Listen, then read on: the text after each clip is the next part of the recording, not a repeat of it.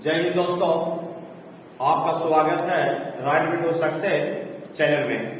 आज हम लेके आए हैं नंबर सिस्टम का और परिभाषा, जो अगर इस लेक्चर अगर बता दिए तो अगर YouTube पर कोई दूसरे वीडियो देखने की जरूरत नहीं है। अगर हमें एक करके बात करते हैं, जैसे बताया गया है, पहला सब लिखा गया है प्राचीन संख्या, पूर्ण संख्या, सम संख्या, विषम संख्या, प्रमेय संख्या, अप्रमेय संख्या, पूर्णांक संख्या, भाज्य संख्या, भाज्य संख्या, सहभाज्य, जुड़वा, अभाज्य संख्या और वास्तविक संख्या।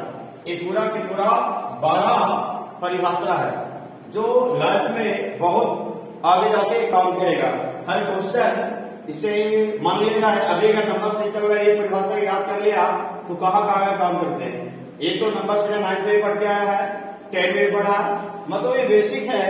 और ये फिर अगर बात करते हैं स्टैटिस्टिक्स एंड प्रोबेबिलिटी, अगर माध्य बालक अगर प्रयोक्ता अगर पढ़ता है तो इसका भी बहुत जरूरी योगदान होगा। तो हम बात करते हैं एक परिभाषा की, प्रत्येक संख्या क्या होता है, पूर्ण संख्या क्या होता है, सम संख्या क्या होता है। अगर इस वीडियो अगर बता दी, इस वीडियो अगर देख लिया तो शुरू से लास्ट तक अगर वीडियो हमारा देख लिया तो कोई दूसरा वीडियो देखने की कोई जरूरत नहीं है। लेकिन ये 10 से 15 मिनट का वीडियो होगा और इस वीडियो में देख लिया पूरी लाइफ चली कर देगा। और ये ऐसा अगर बता दिए, कंसेप्ट अगर बता देंगे जो कभी भी भूलना चाह के भी भूल ना पाएगा। ये वादा के साथ कह रहे हैं। और चलते हैं प्रत्येक संख्या बताते हैं। प्रत्येक संख्या क्या होता है, बहुत सिंपल है, जो शुरुआत से ही चलते आ रहा है। जैसे बताते हैं कि 1 से लगातार गिनती की संख्या को हम प्रत्येक संख्या को कहते हैं। जैसे बात करते हैं कि 1, 2, 3, 4, 5, 6, ये सभी के सभी, मतलब कि जहां से गिनती हम करते हैं, जहां से काउंटिंग करते हैं, उसी को हम क्या कहते हैं, प्रत्येक संख्या कहते हैं। क्या समझ में आया? पहले नहीं आया फिर से समझो। मतलब कि लगातार गिनती की संख्या को हम प्रत्येक संख्या करते हैं। ये नहीं कि हम 0 से गिनती कर देंगे, 0, 1, 2, 3, 4, ये मेरा एक प्रत्येक संख्या नहीं है, क्योंकि यहाँ गिनती 0 से नहीं होता, गिनती होता है मेरा 1, 2, 3, 4, 1 से काउंटिंग होता। जहां अगर 1 से काउंटिंग की बात हो गया, समझना वो प्रत्येक संख्या मेरा हो गया। लेकिन बात करते हैं कि सबसे छोटी प्रत्येक संख्या किसको कहा जाता है, तो समझना जहां से गिनती किया जाता है तो शुरुआत गिनती कहां से होता है, 1 से होता है। इसीलिए सबसे छोटी प्रत्येक संख्या क्या हो गया, 1 हो गया। लेकिन अगर बात करते हैं, पूछ दिया को कि सबसे बड़ी प्रत्येक संख्या क्या होगा, बता देना। ये बड़ी प्रत्येक संख्या को ज्ञात नहीं किया जा सकता, इसका कहां तक कोई गिनती, इसका मतलब इंफिनिटी हो गया, अनंत तक होगा।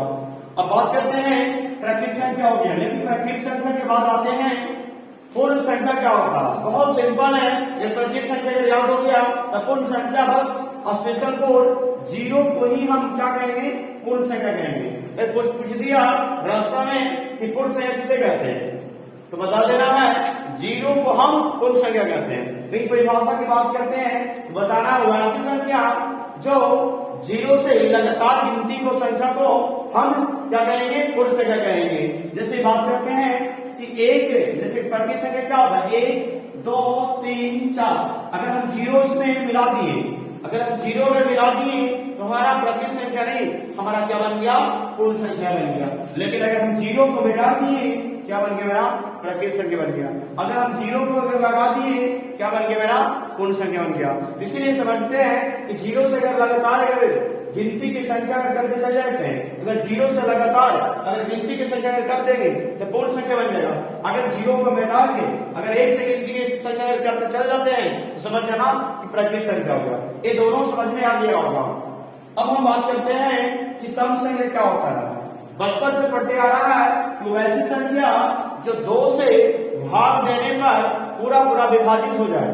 मतलब कि पूरा का मतलब नहीं समझा, मतलब कहने की रीजन है कि अगर कोई भी संख्या हो, उससे हम 2 से भाग देने पर अगर उसकी शेष पर अगर 0 आ गया, अगर हमारी तीसरी संख्या नहीं आना चाहिए, 2 ही से हमेशा भाग देना है और शेष पर 0 आ गया, समझना क्या हो गया, मेरा सम संख्या कहलाता है।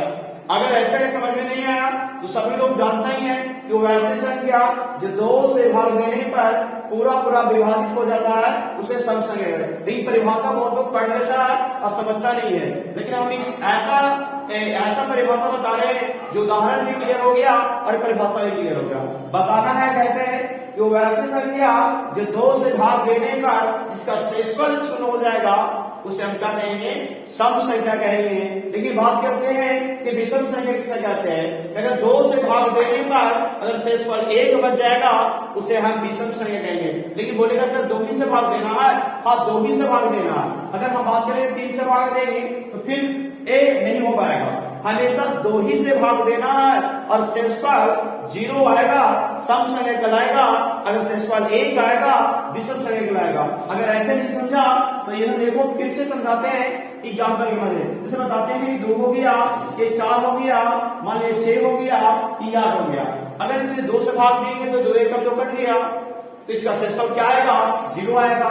अगर बात करते हैं कि 2 से भाग देंगे तो 2 दूनी 4, इसका भी शेषफल आ गया 0। 2 3 6 2 4 गया, मतलब शेषफल अगर 0 आ गया समझना सम संख्या हो गया। 2 ही से भाग देना, कोई दूसरी संख्या से भाग नहीं देना। जिसे बात करते हैं 3 दे दिए, अगर 5 दे दिए, अब बात करते हैं 7 दे दिए, 9 दे दिए। अगर इसमें अगर भाग देते हैं 2 से अगर भाग देते हैं, अगर हमें 2 से भाग देते हैं 3 में तो इसका शेषफल देखना 1 बचेगा। अब यहाँ 1 मुद्दा लगेगा तो 3 में से 2 गया 1। अगर शेषफल अगर 1 बच गया समझना मेरा क्या है, विषम संख्या। क्या है, विषम संख्या। अगर बात करते हैं कि सबसे छोटी विषम संख्या क्या होगा, बता देना है। विषम संख्या क्या होगा, 1।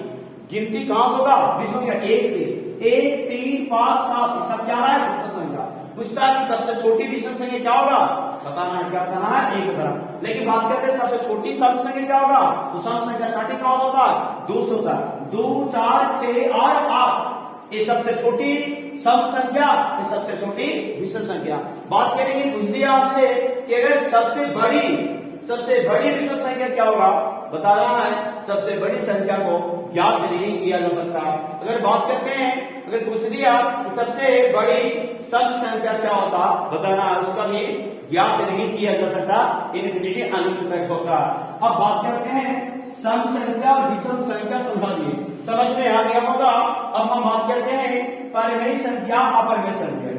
परिमेय संख्या जानिए, अपरिमेय संख्या भी समझ में आएगा। बचपन से पढ़ते आ रहा है कि परिमेय संख्या क्या होता है, और पढ़ते भी आ रहा है कि वैसी संख्या जो p/q रूप में लिखा जाए उसे हम परिमेय संख्या कहते हैं। और हम भी पढ़े थे, लेकिन हमारा अगर परिभाषा को याद कर लिए तेरे हम एग्जाम्पल को पकड़ लेंगे, कोई परिमेय संख्या को पहचान लेंगे, नहीं बसना और ऐसे पहचानने में दिक्कत हो जाएगा। लेकिन अगर हम बात करके ऐसा परिभाषा बता दिए जो एग्जाम्पल में भी सहायता मिल जाएगा और परिभाषा भी क्लियर हो जाएगा। बताना वैसी संख्या जिसका पूर्ण रूप से वर्गमूल निकल जाए। वर्गमूल नहीं समझ में आया, सर रूट होता है, रूट वर्गमूल को सूचित किया जाता है स्क्वायर रूट से।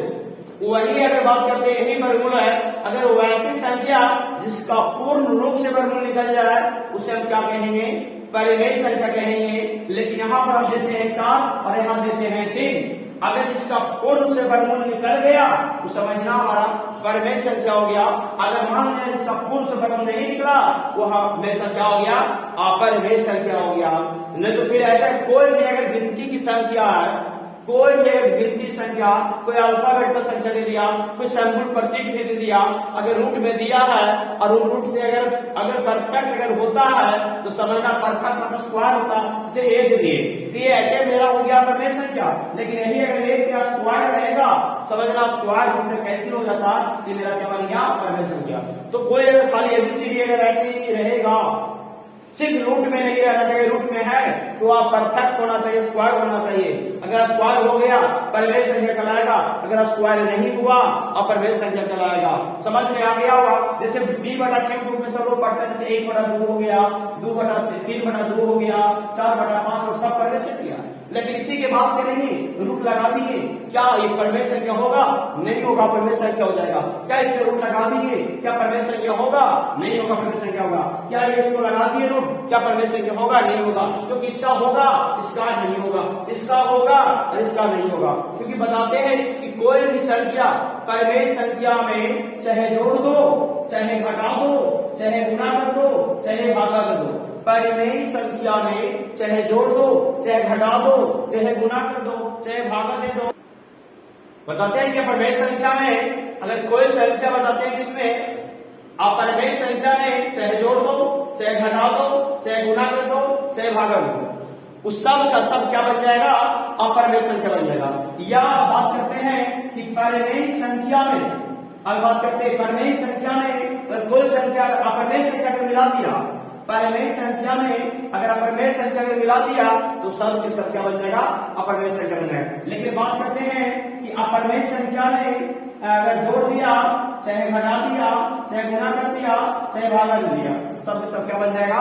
अपरिमेय संख्या बन जाएगा। चलते हैं परिमेय संख्या समझ में आ गया होगा परिमेय में क्या होता है। अब हम बात करते हैं कि पूर्णांक संख्या क्या होता है। वो ऐसी संख्या जो धनात्मक हो और ऋणात्मक हो और उसको गिनती भी करेंगे, उसी को हम क्या बोलेंगे? पूर्णांक संख्या।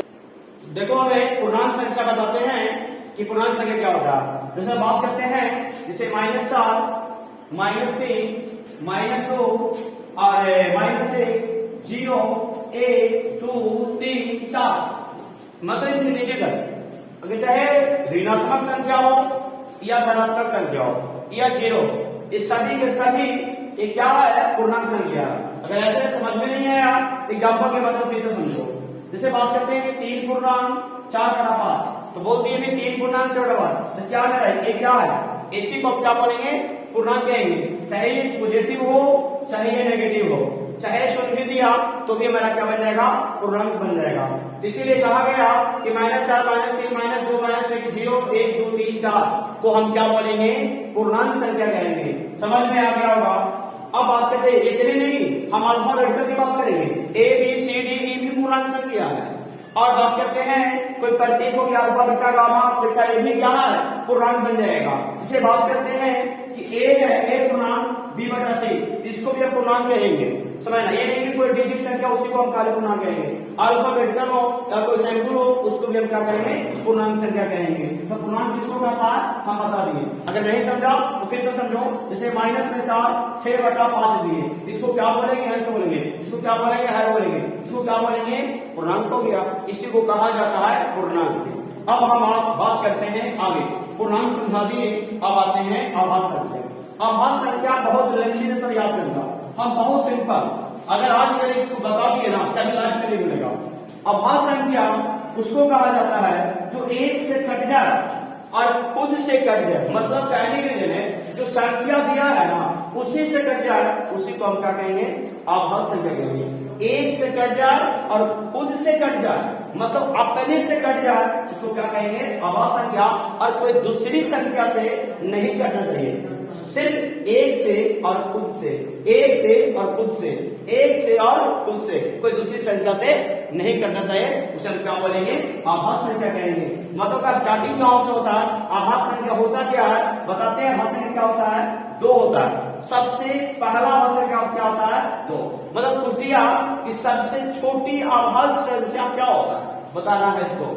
लेकिन पूछ दिया कि सबसे छोटी सम आभास संख्या क्या होता है तो 2, और कोई दूसरा नहीं होता है।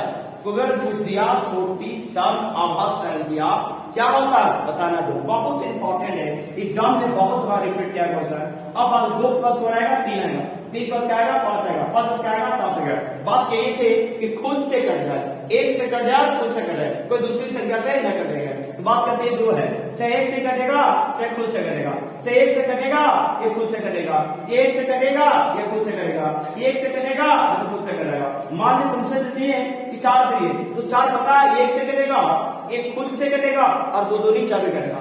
मान लेते तुमको हम 6 देते हैं तो एक से कटेगा भी, खुद से कटेगा भी, ये 2 से भी कटेगा और 3 से भी कटेगा। मतलब इसीलिए क्या आभास संख्या नहीं है। आभास संख्या इसी तरीका से समझ में आ गया होगा।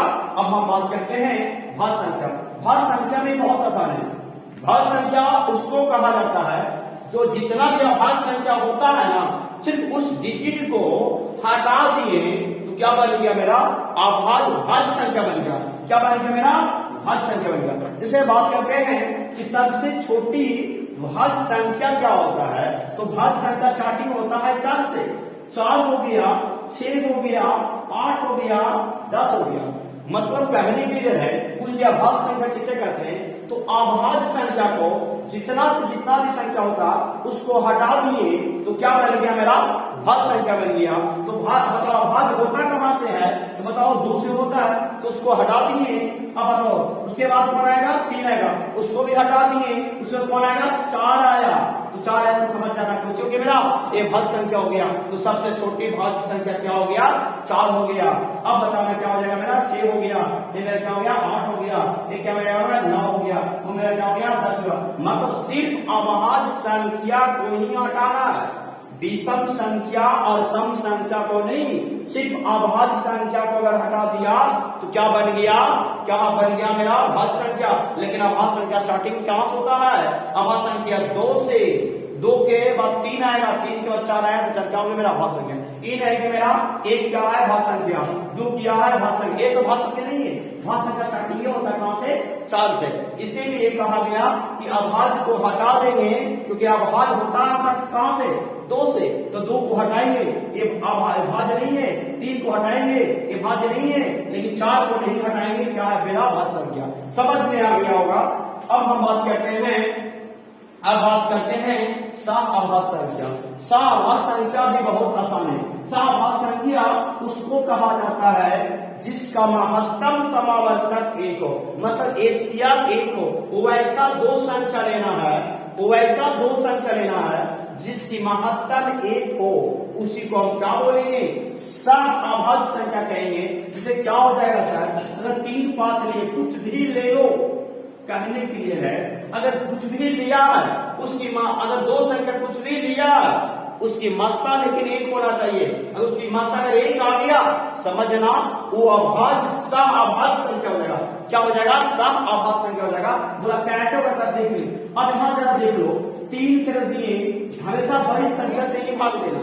तो 1 होने लगेगा 3, 5 में से 3 गया, 2 गया, फिर 3 गया 3। सबको इससे निकाल आता होगा जो 10 क्लास में पढ़ रहा। तो अब बताओ कि 1 अब आया, फिर लगेगा 3 में से 2 गया 1, फिर लगेगा 2, 1 का पढ़ेंगे 2 कट गया। क्या बताओ कि मात्रा कितना आया, 1 है। इसीलिए 2 ऐसी संख्या लेना है जिसकी महत्तम समावर्तक 1 हो जाएगा। कुछ भी संख्या से लेना है, लेकिन 2 ऐसी कुछ भी संख्या लेना है लेकिन मात्रा 1 आना चाहिए। अगर मात्रा 1 आ गया हमेशा हो गया क्या, सह-अभाज्य संख्या। समझ में आ गया होगा। अब हम बात करते हैं जुड़वा भाज्य संख्या। जुड़वा उसको कहा जाता है, वैसी संख्या कहा जाता है कि 2 वैसी संख्या लेना है, 2 वैसी संख्या लेना है जिसका अंतर 2 होना चाहिए। लेकिन कौन सा संख्या लेना चाहिए, लेकिन अभाज्य संख्या लेना चाहिए। 2 ऐसी अभाज्य संख्या ले लेना है जिसका बीच का अंतर 2 होना चाहिए। अब देखो कौन सा लेंगे, 3 और 5 ले लिए, तो 3 और 5 3 भी अभाज्य संख्या है और 5 भी अभाज्य संख्या है। लेकिन दोनों के बीचों का अंतर कर दिए, अब हटा दिए, उसकी अंतर कितना हो जाएगा, 2 से 5 माइनस 3 कर दिए कितना है, 2। तो समझ जाने कौन संख्या है, जुड़वा अभाज्य संख्या का होता। मतलब कहने के लिए है कि 2 ऐसी अभाज्य संख्या लेना जिसका बीच के अंतर मतलब दोनों के अंतर मतलब कि 2 हो गया। समझना क्या जुड़वा अभाज्य संख्या होता है। अब 3 5 नहीं हुआ, बहुत सारा होगा, गिनती नहीं कर सकते हैं। जैसे माने 5 और 7 ले लेंगे, 11 और 13 ले लेंगे, और बताते हैं इसके और क्या होगा, 11 13 के बाद कितना आएगा, 17 और 19 भी ले लेंगे। मतलब 7 में से 5 का ये भी 2 आएगा, 13 में से 11 जाएगा ये भी 2 आएगा, 19 में 17 आएगा ये भी 2 आएगा। इस सभी के सभी क्या जुड़वा अभाज्य संख्या। अब हम बात करते हैं वास्तविक संख्या। वास्तविक संख्या उसको कहा जाता है परमेय संख्या, और अपरिमेय संख्या को हम क्या बोलेंगे, वास्तविक संख्या कहा जाता है। परमेय संख्या और अपरिमेय संख्या को हम क्या बोलेंगे, वास्तविक संख्या कहते हैं।